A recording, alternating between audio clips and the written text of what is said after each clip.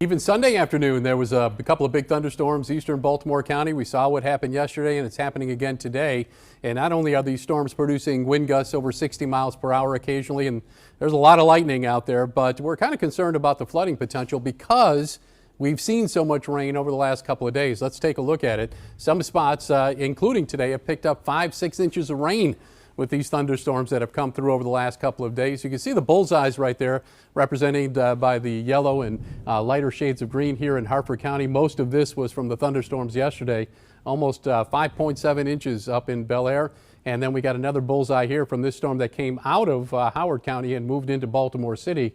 That's produced a swath of 1 to 3 inches of rain through the city and into eastern Baltimore County again. So the flooding potential is certainly there. Now the good news with these storms is they're moving fairly quickly, so we may not see, like yesterday, the storm stall in one place and produce a lot of rain, but flood watch is in effect until 11 o'clock tonight, as Tom mentioned. The only flood warning in effect down in Montgomery County, down near D.C., at least for right now.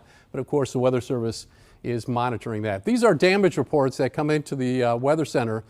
Some of them are wind damage reports, some of them are flooding, some of them are hail. There's a hail report from just to the southwest of Baltimore City. Got a wind damage report out of Howard County as the storm went through here. All of these reports are from the storm that kind of stalled over Harford County yesterday. So we'll monitor this as well, but these storms are certainly capable of producing wind gusts over 60 miles per hour, a lot of lightning and some heavy rain.